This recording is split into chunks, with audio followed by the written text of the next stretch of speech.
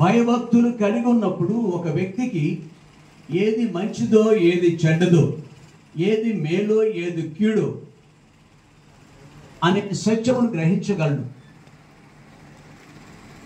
ఈ యుగ సంబంధమైన దేవత మనుషుల యొక్క మనోనేత్రాలకు గుడ్డితనం కలుగజేసింది. వాయుమండల సంబంధమైన అధిపతి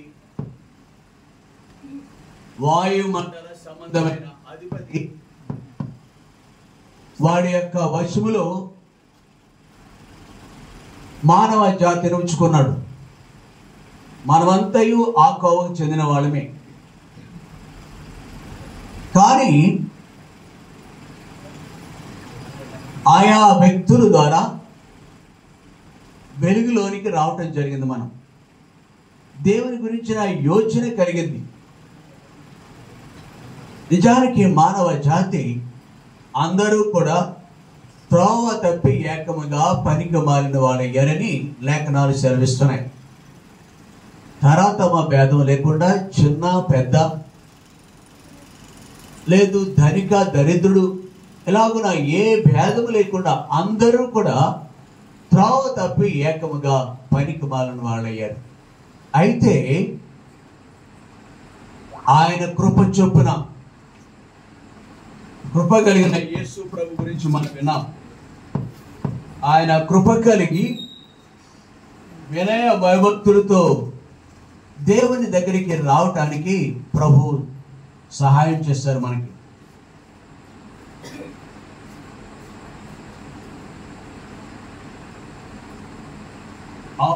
సామెతల గ్రంథము 8వ అధ్యాయం.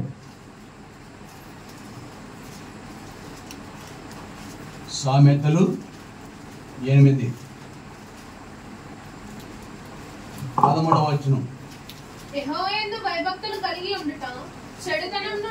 ఎప్పుడైతే ఒక మనుషుడు దేవుని గురించి వింటాడు,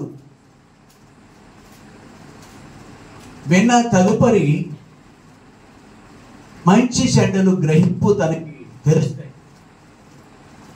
లేఖనంలో మరొక చోట హితోపదేశకాండము కీడు మేలులు మీరుట ఉంచి ఉన్నాను.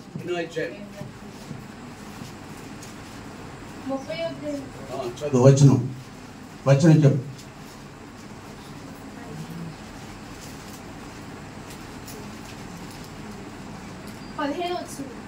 చూడుము, నేడు నేను జీవమును మేలును మరణమును కీడును నీ ఎదుట ఉంచి ఉన్నాను. నీవు బ్రతికి విస్తరించినట్లుగా నీ దేవుడైన యెహోవాను ప్రేమించి ఆయన మార్గములందు నడుచుకొని ఆయన ఆజ్ఞలను కట్టడలను విధులను ఆచరించమని నేడు నేను నీకు ఆజ్ఞాపించుచున్నాను. చూడుము, నేడు నేను జీవమును మేలును మరణమును. ఇది మానవ జాతి ముందు ఆది నుండి వెచ్చబడింది. అనాదిగా కూడా ఈ రెండు మనుషునికి తెలుసు. అయితే దేవుని దగ్గరికి రావటానికి బదులుగా మనుషుడు తేలికగా స్వేచ్ఛ జీవితం కలిగి ఉంటాడు.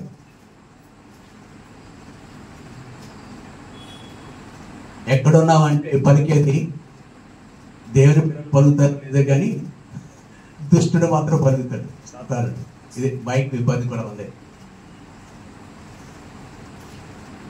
దేవుని కార్యాలు జరిగే స్థలాల్లో వాటి ఇంకా స్పీడ్గా ఉంటాడు అన్నమాట. ఆయా రకాల ఆలస్యాలకి, ఇబ్బందులకు, ఇరుకులకు వాడే హేతువు అన్నమాట. ఎంతో ప్రార్థనా పూర్వకంగా మనం వస్తే తప్ప వాడిని జయించలేము. మెట్టుకు ప్రియులారా, ఆది నుండి కూడా దేవుడు కీడు చూడుము, నేను నీకు జీవమును మేలును మరణమును కీడును. చూసారు ఎంత స్పష్టంగా ఉన్నాయో.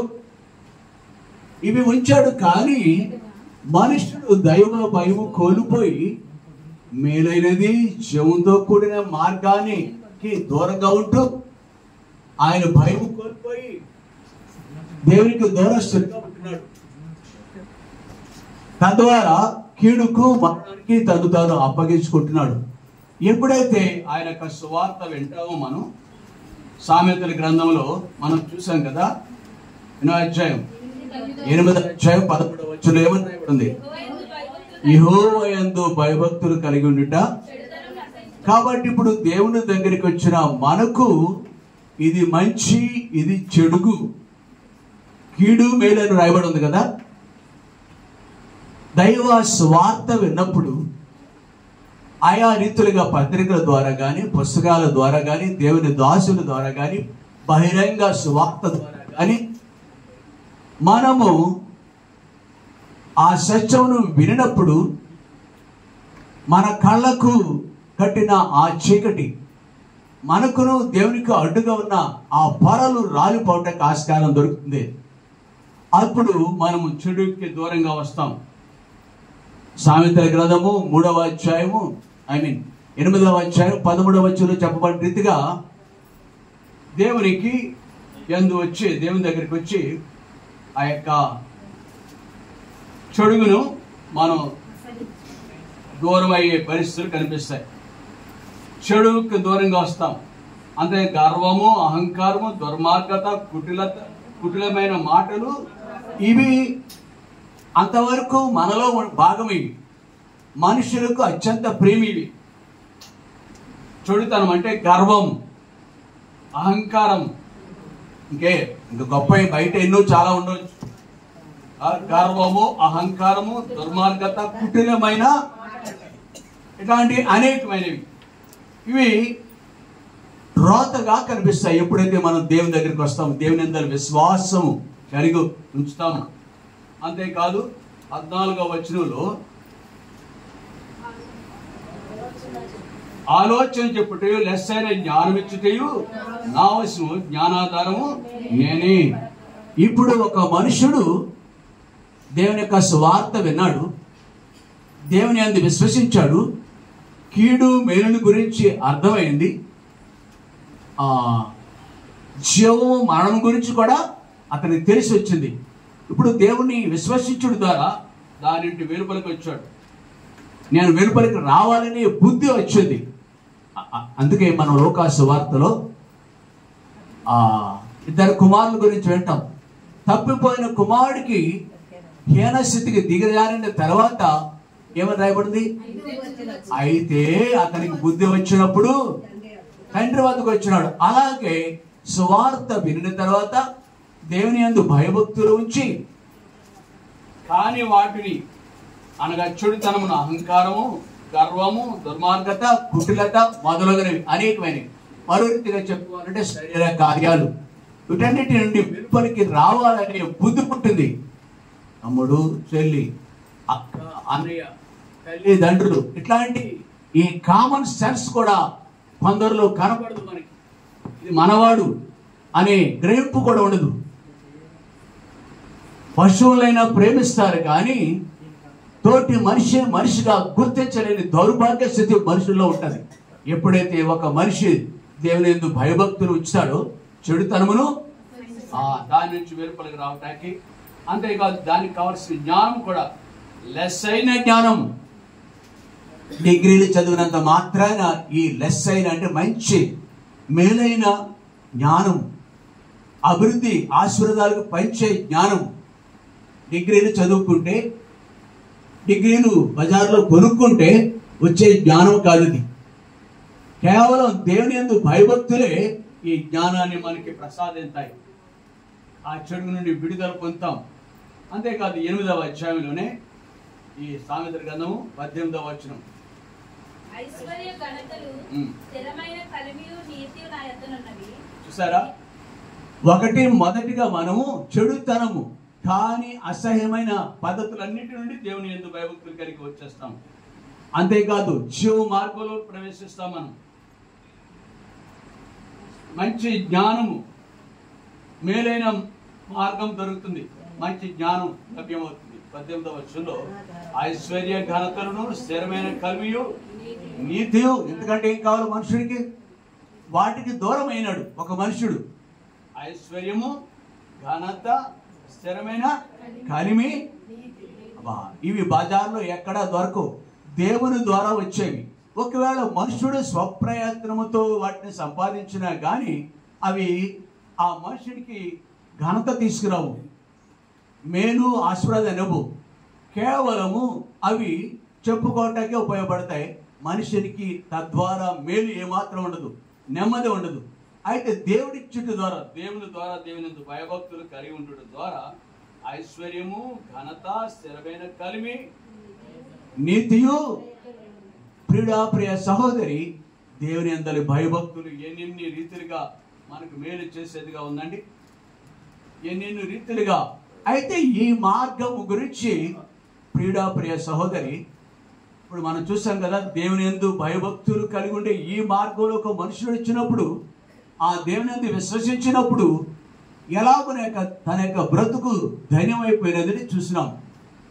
దానికి గల కారణము, మొదటి హేతు ఏంటంటే యోహాను సువార్త 14వ అధ్యాయం 6వ వచనంలో 14:6లో నేనే మార్గము, సత్యము, జీవమై ఉన్నాను.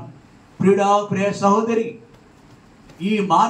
ఈ మంచి దైవికమైన మార్గం, దేవుడు చూపించిన మార్గం, దైవ భయం కలిగి ఉండడం ద్వారా పొందే ఈ ఆశీర్వాదాలన్నీ మనుషుడు దేవునికి దూరమై, సత్య దేవునికి దూరమై ఇటు కోల్పోయినాం మనం. కానీ కాలము సంపూర్ణమైనప్పుడు తిరిగి మనుషుని పాపం ద్వారా వచ్చే నిత్యమైన నాశనాన్ని నుండి, మరణాన్ని తప్పించడానికి ఆయన లోకానికి వచ్చినారు. ప్రభువైన యేసుక్రీస్తు వారు వచ్చినారు. ప్రతి వాడు కూడా ఆ గొర్రెల వలె త్రోవ తొలగిపోయినారు. ప్రతి వాడు తన ఇష్టమైన మార్గానికి వెళ్ళిపోయినాడు. ఇది సరైనది అనుకుంటున్నాడు, సరైన రీతిగానే నేను ఆరాధన చేస్తున్నాడు, పూజిస్తున్నాను అనుకుంటున్నాడు. కానీ దేవుడు మాత్రం కలిగి లేడు. దేవుడు ఉద్దేశించిన మేళ్ళు, మహోపకారాలు, జీవము, నిత్య జీవము అనేవి మనుషుడికి దొరకట్లేదు.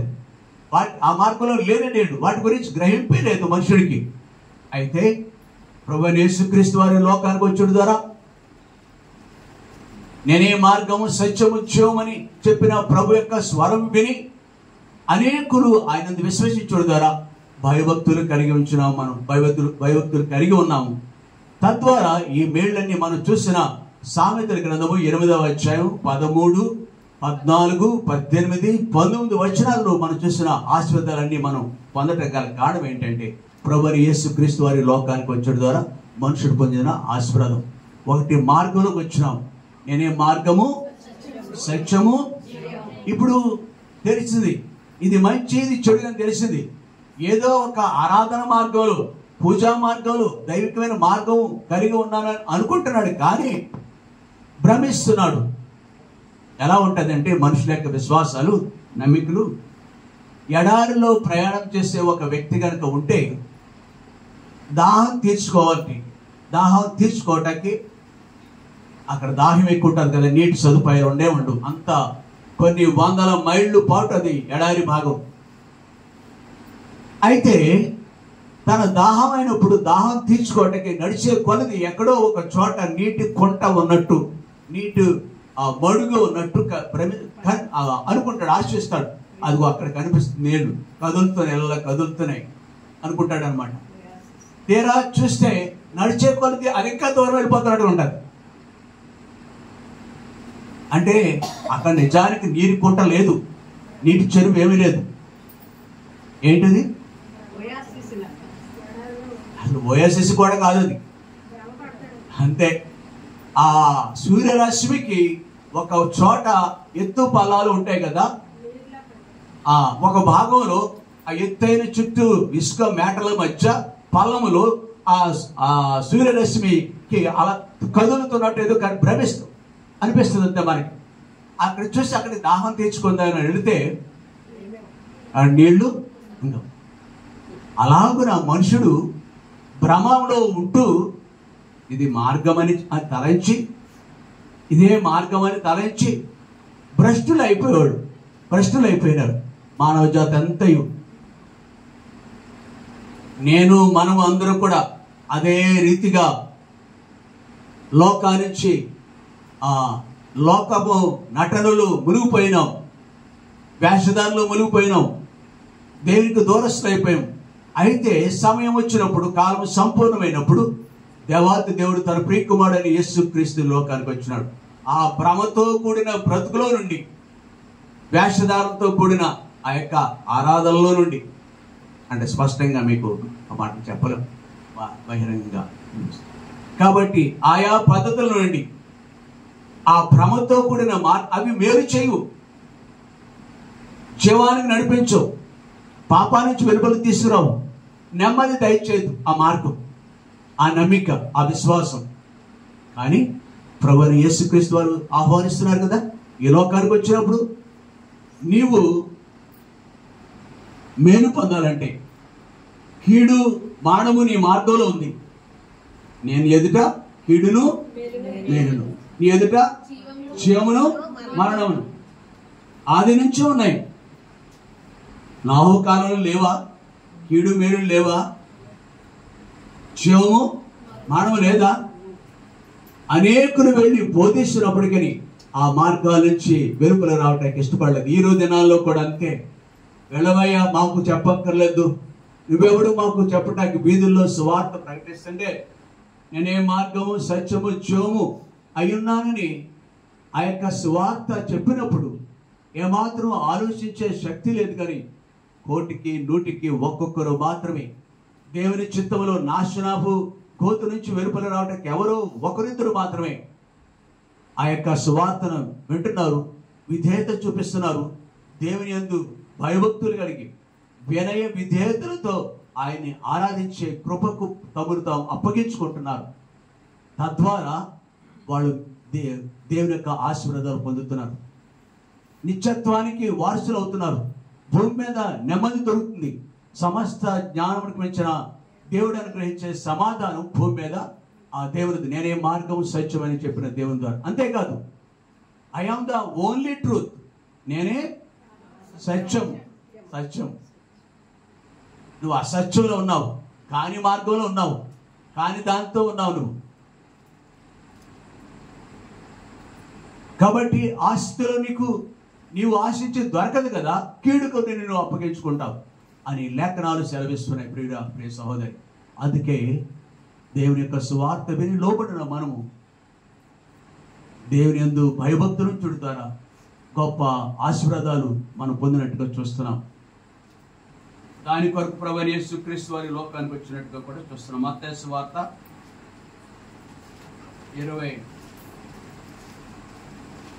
27వ అధ్యాయం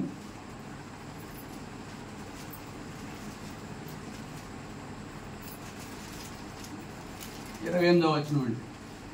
వారు ఆయన వస్త్రమును తీసివేసి ఆయనకు ఎర్రని అంగి తొడిగించి ముండ్ల కిరీటమును అల్లి ఆయన తలకు పెట్టి ఒక రెల్లు ఆయన కుడి చేతిలో నుంచి ఆయన ఎదుట మోకాల్లోని యూదుల రాజా నీకు శుభమని ఆయనను అపహసించి ఆయన మీద ఉమ్ము వేసి ఆ రెల్లుని తీసుకొని దానితో ఆయనను తల మీద కొట్టింది. ఆయనను అపహసించి ఇలాగున నిన్ను నన్ను రక్షించడానికి ఎంత గొప్ప శ్రమ గుండా, సిలువ మార్గంలో హింస గుండా ఆయన ప్రయాణం చేయవలసి వచ్చింది. సామాన్యమైన మాటలతో కాదు, మార్గము సత్యము జీవమని ఆహ్వానించడం మాత్రమే కాదు, కానీ మరణమగునంతగా నిన్ను నన్ను ఎంతో ఆయన ప్రేమించినాడు. దేవాది దేవుడైన ఆయన ఆకాశం మహాకాశం పట్టజాలని దేవుడు ఎంతటి శ్రమను పాపం వల్ల వచ్చి చేతమైన మరణము మనుషుడికి ఎంత కీడు చేస్తుందో ఆ కీడు అంతయు యేసు ప్రభు సిలువ మార్గంలో అనుభవించినాడు. ఆయన వస్త్రాలు తీసివేయబడినాయంట, మొండ కిరీటం అల్లి ఆయన తల మీద పెట్టారు, రెల్లు ఆయన కుడి చేతిలో ఉంచి ఆయన ఎదుట మోకాళ్ళుని యూదుల రాజ్యానికి ఆయనను అపహసించరి, ఆయన మీద ఉమ్మి వేసిరి, రెల్లుతో వాళ్ళు మొత్తినారు, తల మీద కొట్టినారు, అనేక రకాలుగా గేలి చేసినారు.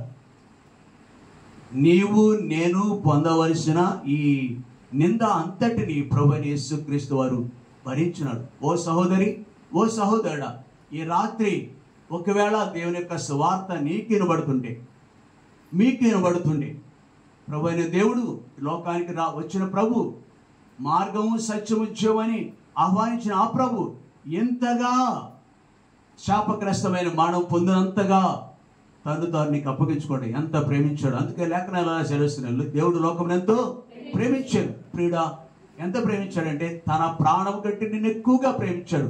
ఆ ప్రభు యేసుక్రీస్తు వారి గురించి ఎంతవరకు మీరు వినకపోతే ఇప్పుడైనా సువార్త వినండి, నమ్మండి, ఆ యొక్క మార్గంలో రండి. ఆ సత్యము మిమ్మల్ని స్వతంత్రులుగా చేస్తుంది. అంతేకాదు మరణం నుండి జీవంలో నడిపిస్తుంది. నిత్య జీవానికి, నిత్య రాజ్యానికి కూడా అది నన్ను మనల్ని కూడా నడిపిస్తుంది. మొదటి ఆశీర్వాదం ఇది, దేవునిలో మొదటి ఆశీర్వాదం.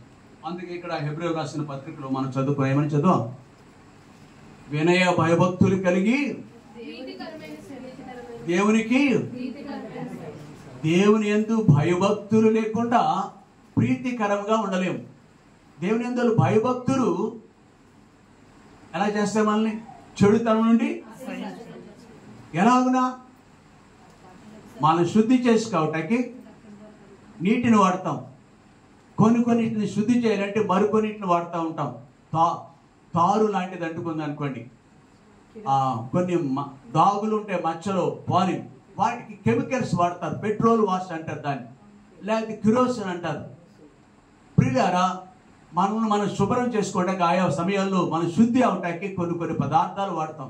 అయితే నా దోషములు పోవటానికి మనుషుని యొక్క అంతరంగం అది కుళ్ళుతో కూడినది, పాపంతో కూడి ఉన్నది.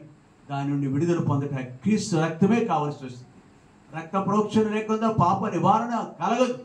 కాబట్టి మనము ఇట్లాగున దేవుని సన్నిధికి రావటానికి, అనగా భయభక్తులు ఆయన ఉంచి మేలు పొందటానికి శిరోమానానికి అప్పగించుకున్నాడు.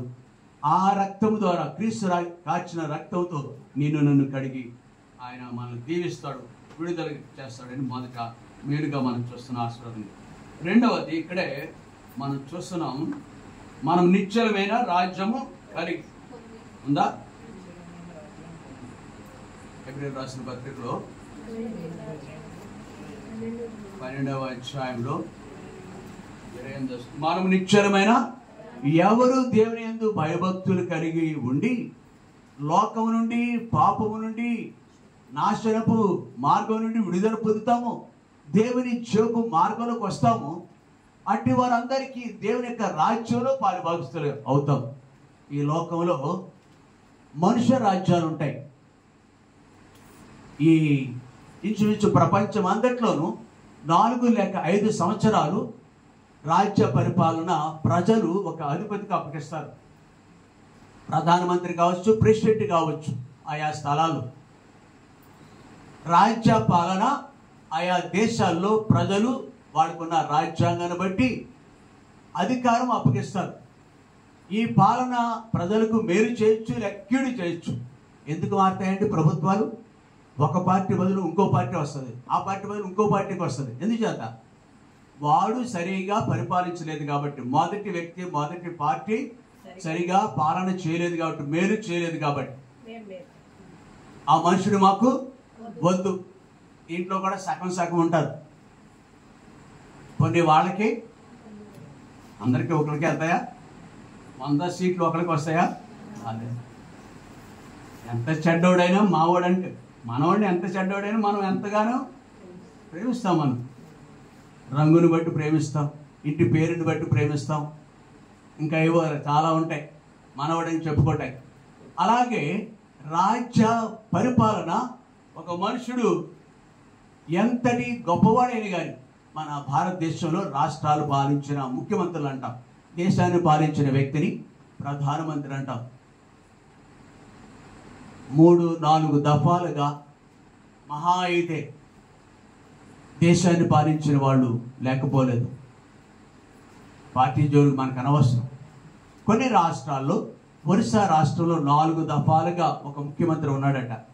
అలాగే పశ్చిమ బెంగాల్ రాష్ట్రంలో 4-5 దఫాలుగా జ్యోతి బాసు అని ఒక మనుషుడు, పార్టీ ఏదైనా అంటే 20 సంవత్సరాలు పాలన అంటే రాజుల కాలంలో ఉంటుంది. ఒక రాజు 20 లేక 30 ఏళ్ళు ఉంటాడు. ఎంతో ప్రయాసపడితే అదే సగం మందికి ఇష్టంగా ఉంటే సగం మందికి ఇష్టం లేకపోవచ్చు. అయినను అందరికీ మేలు కావచ్చు, మేలు కాకపోవచ్చు. ప్రియ సహోదరి, నిశ్చలమైన రాజ్యాలు ఇక్కడ భూమి మీద లేవు. బైబిల్లో రాయబడిన మాట ఏంటండి? నిశ్చలమైన, నిత్యం ఉండే రాజ్యం ఏమైనా ఉందా? నో. మొఘలాయుల రాజ్యం కొంతమంది, అలాగన అయ్యా అశోకుని యొక్క రాజ్య పరిపాలన, రాజ్యాలు రకరకాలుగా ఉంటాయన్నమాట. ఆయా కాలంలో ఆయా వ్యక్తులు పాలన చేసి నిత్యము స్థిరముగా ఆది నుంచి ఇప్పటి వరకు ఒకే రాజు క్రింద ఉన్న ప్రపంచంలో ఏ దేశమైనా ఉందా? లేదు. స్థిరముగా నిశ్చలముగా ఉండే రాజ్యం ఏదీ లేదు భూమి మీద. ఒక దినాన్న మొత్తం ప్రపంచంలో రాజ్యాలన్నీ కూడా తుడిచిపెట్టుకుపోవచ్చు ఒకనొక రోజు. చూడండి, పేతురు రాసిన 2వ పత్రికలో ఈ మాటలు ఉన్నాయి.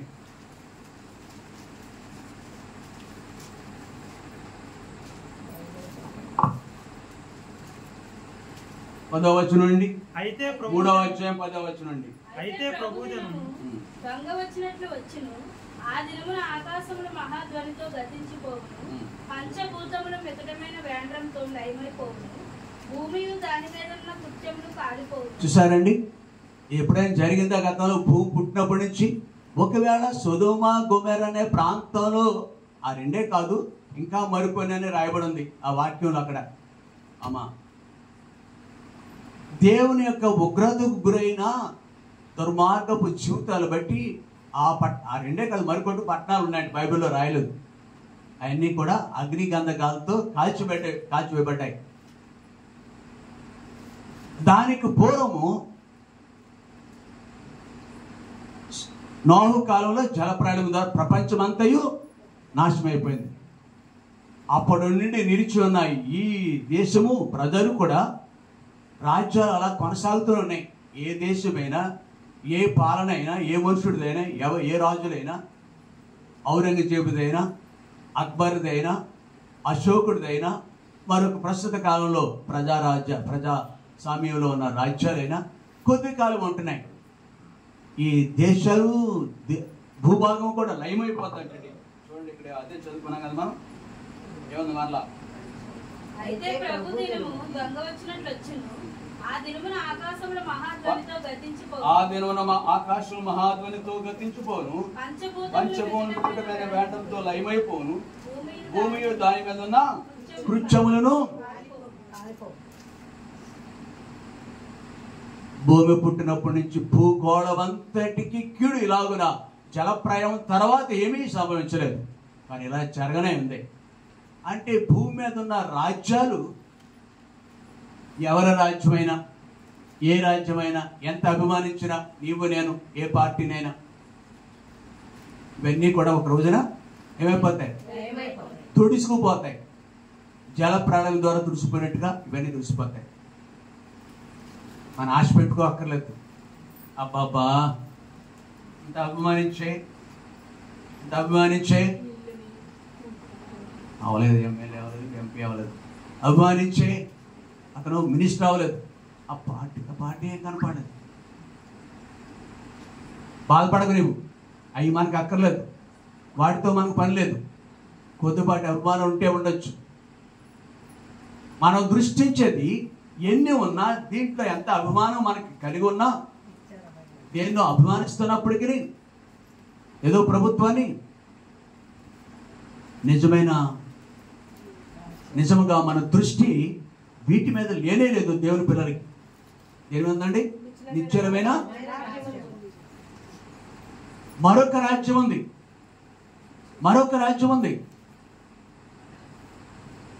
దానికి రాజు ఉన్నాడు, దానికి ప్రభువు, రాజులు రాజు, ప్రభువు యేసుక్రీస్తు వారే దానికి రాజుగా ఉంటాడు యుగయుగాలు.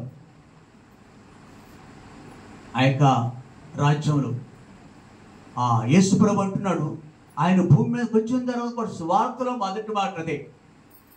మత్తయి సువార్త 4వ అధ్యాయం 17వ వచనం, 4:17.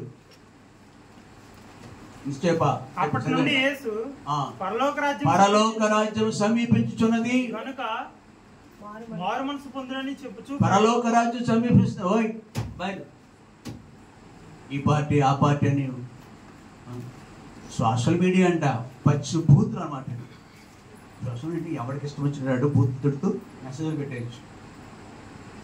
నువ్వు దొంగ అంటే నువ్వు వెనక మళ్ళీ ఇలా బూత్ వస్తున్నాయి మనకు ప్రతిరోజు.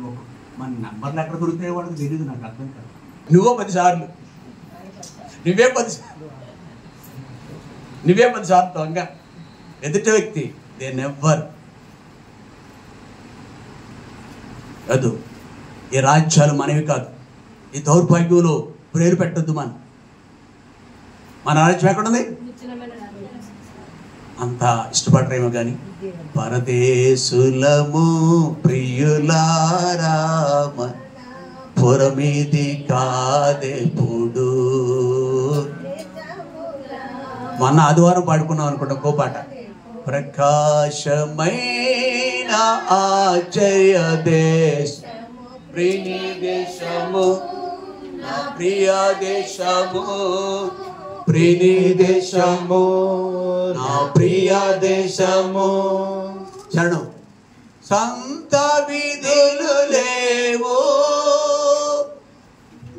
ఇంకే ఒకసారి చక్కటి పాట.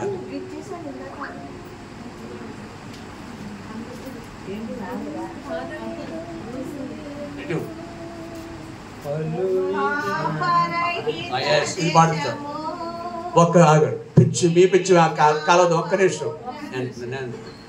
పాపరహిత దేశము ఏ శాపము కనబడదు. పాపరహిత దేశము ఏ శాపము కనబడదు. నీచానందము ఆగని గీతం ఆకాశమందు హోసన్నా హల్లెలూయా. ప్రకాశమైన ఆశ్చర్య దేశము ప్రియ దేశము నా ప్రియ దేశము ప్రియ దేశము నా ప్రియ దేశము. సంత విధులు లేవు కర్మగారములే లేవు. సంత విధులు లేవు కర్మగారములే లేవు. ధనికులు దరిద్రులు చిన్నలు పేదలు అనుభేదము లేదు. ఆశ్చర్యమైన ఆశ్చర్య దేశం ప్రియ దేశము నా ప్రియ దేశము. చాలు, ఈ పాట పాడాలి వీధుల్లో. ఇది దేశం అని ఆయన ప్రీతికరంగా మార్చబడిన మనము నిశ్చలమైన రాజ్యం కొరకు. ఆ రాజ్యము ఎలాంటిది? నిశ్చలమైనదే. ఆ రాజ్యము రోమపత్రిక 14వ అధ్యాయం 17వ వచనంలో ఆ 3 మాటలండి. నో, అదంతా చదవక్కర్లేదు. నీతి సమాధానము అమెరికాలో లేదు, జర్మనీలో లేదు, ఇంగ్లాండ్లో లేదు, మన భారతదేశంలో అంతకంటే లేదు. నీతి సమాధానము పరిశుద్ధాత్మ ఎక్కడుంది? మనలో ఉంది, నమ్మిన వారిలో ఉంది. నీతి సమాధానము ఇవెక్కడా దొరకవు, ప్రభువైన యేసుక్రీస్తు వారి ద్వారా మాత్రమే. 2 విషయాలు చూస్తాం మనం. 2 ఏంటి? మొదటిది, ఆయన భయభక్తులు కలిగి ఆయన ప్రీతికరంగా మార్చబడినాము, దేవుని పిల్లలు అయ్యాం, ఆ నిశ్చలమైన రాజ్యానికి వారసులుగా అయినాము. చివరిగా 3వదిగా ఒక మాట చదువుకుందాం. 12వ అధ్యాయంలోనే ఎబ్రీయులకు రాసిన పత్రిక. టైం అయిపోయింది, ఇప్పుడు అయిపోయింది. ప్రియులు గుండె నుంచి కూడా వచ్చారు. ఇందాక వచ్చిన కాడి నుంచి నా బాధ అదే, లేట్ అయిందండి.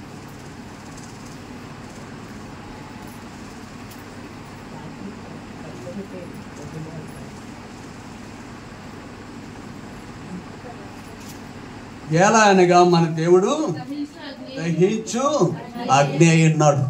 ప్రియుడా, ప్రియ సహోదరి, ఈ రెండింటినీ మనం భూమి మీద కలిగి ఉండకపోతే ఏది? ఆయన భయభక్తులు కలిగి ఆయన ప్రియమైన వ్యక్తులుగా మార్చబడాలి, మొదటిది. రెండవది, ఆయన నిశ్చలమైన రాజ్యానికి హక్కుదారులుగా ఉచితంగా ఆయన మార్చుతాడు, ఆయనకు హక్కుదారులుగా చేసేస్తాడు. వీసా, పాస్పోర్ట్ అన్నీ ఇచ్చేస్తాడు ఆయన. మూడవదిగా, ఒకవేళ ఈ రెండింటినీ నువ్వు తృణీకరిస్తే దేవుడు నిత్యాగ్ని గుండానికి నువ్వు వెళ్ళిపోతావు. ఇంకా దేవుని యందు భయభక్తులు లేకపోతే చూడండి, లూకాసు వార్త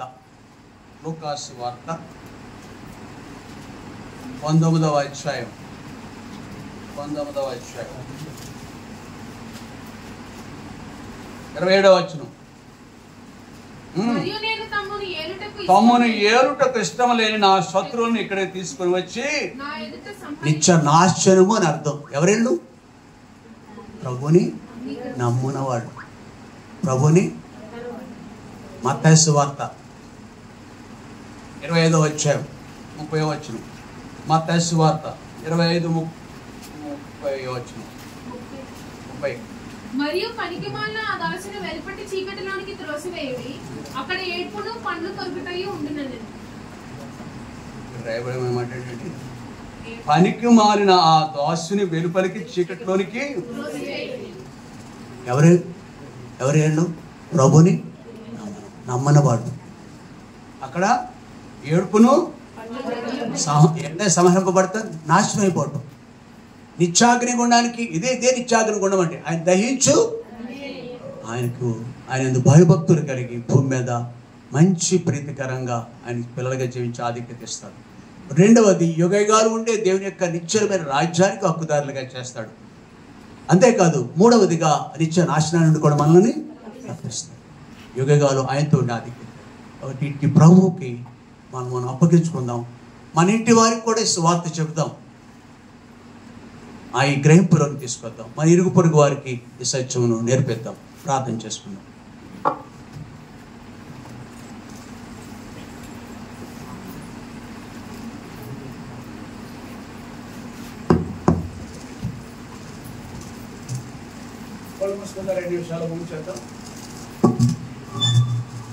కళ్ళు మూసుకొని 2 నిమిషాలను ముగించేద్దాం.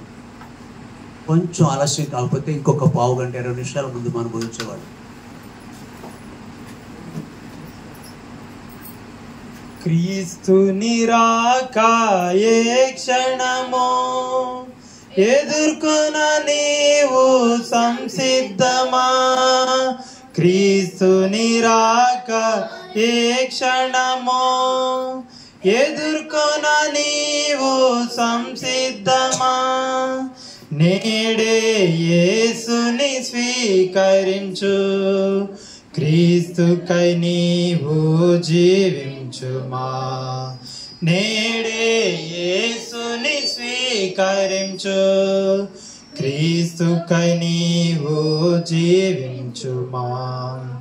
ఎల్లప్పుడూ ఆనందమే, ఎల్లప్పుడూ సంతోషమే, ఎల్లప్పుడూ ఆనందమే, ఎల్లప్పుడూ సంతోషమే.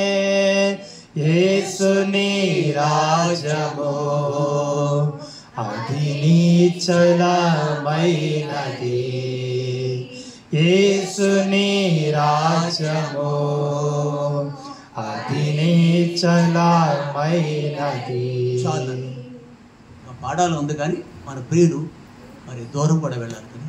ఇలాంటి పాటలు ఎన్ని పాడితే అంత మనకు ఆశీర్వాదం, మేలు కూడా. అనేకులకి మేలు కొలుపు చుట్టుపక్కల ఉన్నవాడు. ఇద్దరు చేస్తే సమయం అయిపోతుంది కాబట్టి నేను ముగింపు ప్రార్థన చేసేస్తున్నాను.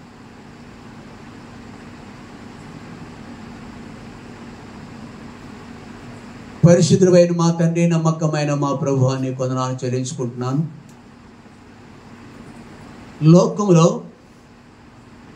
దుష్టుని యొక్క ఆధీనంలో ఉన్న మమ్మలను, మా వంశ పారంపర్యమైన వ్యర్థ ఆచారాల మధ్య బందీలుగా ఉన్న మమ్మలను, మరణ బంధకులు మనం చుట్టుకొని నేను పాతాళపు వేదనలను పట్టుకొని ఉండేను అన్న లేఖనం ప్రకారం మా జీవితాలు అలాగ నికృష్టమైనవిగా, నిరాశ జనకముగా, నిస్పృహలతో కొట్టుమిట్టు ఆడుతున్న మానవ జాతిని వెలుగులోకి తీసుకురావటానికి నేను మార్గం, సత్యం, జీవం అని చెప్పిన మీరు లోకానికి వచ్చినారు.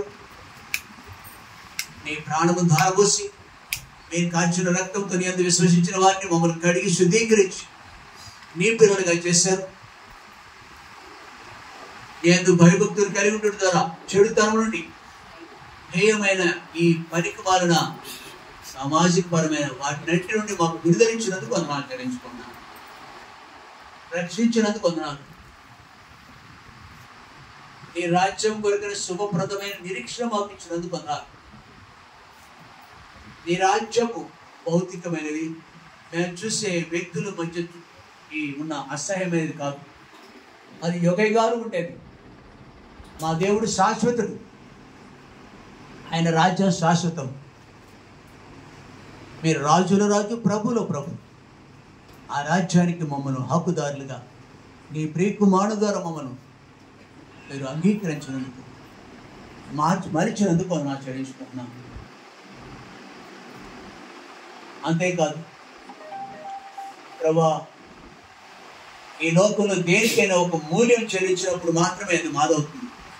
కానీ ఇంత గొప్ప రక్షణను మేము కలిగి ఉంటాయి ప్రభా. మేమేమీ చెల్లించలేదు, క్రయమేమీ చెల్లించలేదు. కేవలం ఉచితంగా మమ్మల్ని లోకంలో నుండి, పాపంలో నుండి విడుదలిచ్చారు, స్వేచ్ఛ ఇచ్చారు. పదనాలు నీ అందు భయభక్తులు మాకు నేర్పించినందుకు పదనాలు.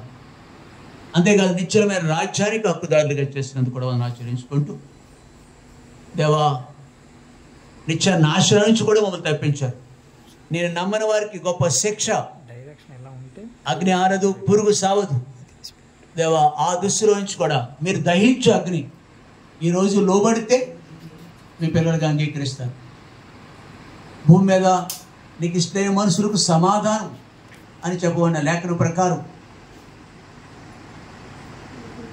దేవా సమస్త జ్ఞానం ఇచ్చిన క్రీస్తు అనుగ్రహించే సమాధానం మాకు ఇచ్చారు. మేము ఈ రాజ్యానికి హక్కుదారులుగా చేశారు. యుగాలు నీతో ఉండే గొప్ప భాగ్యము మాకు ఇచ్చినందుకు ఆచరించుకుంటూ, మా సహోదరుడు దేవా జగన్మోహన్ గారి కొరకు ప్రార్థిస్తున్నాను. సహోదరి జయలక్ష్మి కొరకు ప్రార్థిస్తున్నాను. నిన్ను ప్రేమించే వారిని నువ్వు ప్రేమిస్తారని, నిన్ను ఘనపరిచే వారిని నువ్వు ఘనపరుస్తావని లేఖనం ఎంతైనా నమ్మదగినది. ఆ ఫిలిప్ అనే నగరంలో దేవా లూదియా నేను నమ్మి ఇంటి వారందరినీ నీ వద్దకు తీసుకొచ్చింది. అలాగే మా ప్రియ సహోదరి కూడా ఆ కుటుంబానికి అటు ఆధిక్యత ఇచ్చినందుకు కొందరు చెల్లించుకుంటున్నాను. బిడ్డ ప్రకాష్ హైదరాబాద్లో ఉన్నాడు. ప్రార్థనకు ప్రతిఫలంగా ఎన్నో నిరాశ నిస్పృహలు మరిచారు. దేవా ఉన్నవాడుగా మిమ్మల్ని రుజువు చేసుకుని బిడ్డకు చూపించిన ఒక మార్గాన్ని బట్టి వందనాలు. ఆ స్థితి నుండి భయపెట్టుకు బిడ్డ వెళ్ళాలని. అవును, లేఖనాలు ఎలా సెలవిస్తున్నాయి నీ యందు భయభక్తులు గల వారి గురించి. యెహోవా అతనికి తోడైనను అతడు వర్ధిల్లుచూ ఉండేను. మేము భూమి మీద భౌతికంగాను ఆత్మీయంగాను వర్ధిల్లాలంటే దేవా మీరు మాకు తోడై ఉండాలి. మేము అభివృద్ధి చెందటే ప్రభా మీరు మాకు తోడై ఉండాలి. ప్రభా బిడ్డ కూడా హైదరాబాద్లో ఉన్న బిడ్డను కూడా ప్రత్యేకంగా సమయంలో జ్ఞాపకం చేసుకుంటున్నాను. ప్రకాష్ని సహోదరుడు చేస్తున్న ఆ పనిలో కూడా ఆక్వా చెరువుల మీద సంబంధించిన పనులు ఉన్నాయి ఆయనకి. ప్రభు ఆ పనిలో కూడా మీరు సహోదరుడు తోడై ఉంటున్నారు. కుటుంబ విషయంలో బాధ్యత నమ్మకంగా నెరవేర్చే విషయంలో కూడా మీరు సహాయం చేస్తున్నారు. ఆయా సమయంలో సంఘం విషయంలో కూడా బాధ్యత మా ప్రియులు కుటుంబానికి ఇచ్చారు. సంఘం యొక్క భారాలు వహించే బాధ్యత కలిగి ఉన్న వ్యక్తులుగా చేసినందుకు కూడా వందనాలు. ఈ సమయంలో ఒక గృహ కూడిక కలిగి ఉండాలనుకున్నాం. ఈ గృహ కూడికలో వచ్చిన మా ప్రియులను బట్టి వందనాలు. దూరా నుండి ప్రియుడు సహోదరుడు ఇర్మియా తన భార్య దయామణి కూడా వచ్చినారు. వారి రాక మాకు ఎంతో సంతోషం ఇచ్చింది. తిరిగి వెళుతున్నారు.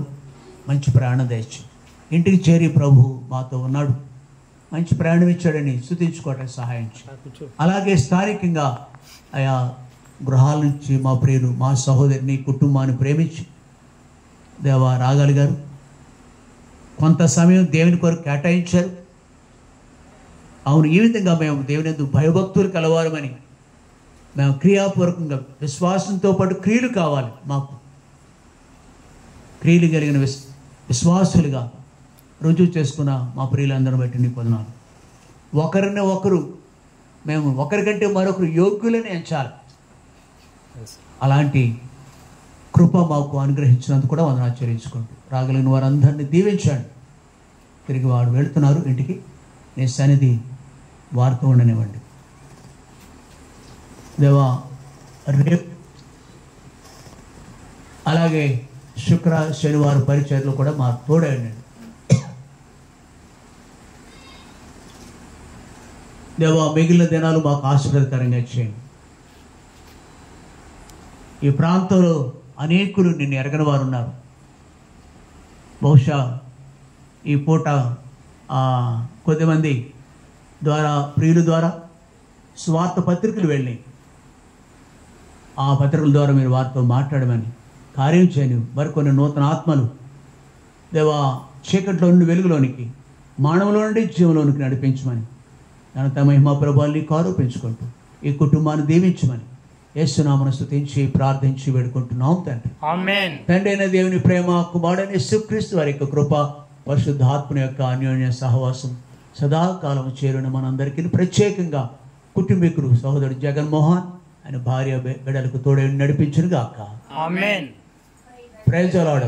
Praise the lord. రండి రండి, సహోదరుడు ఇర్మియా ప్రార్థన చేస్తారు, పెట్టండి.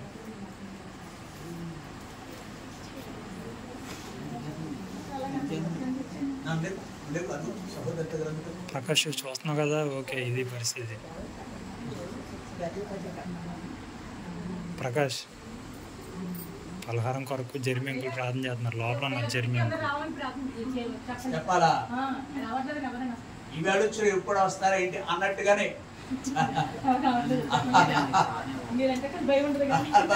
అలాగే దేవుని భయపడాలి. దేవుని భయం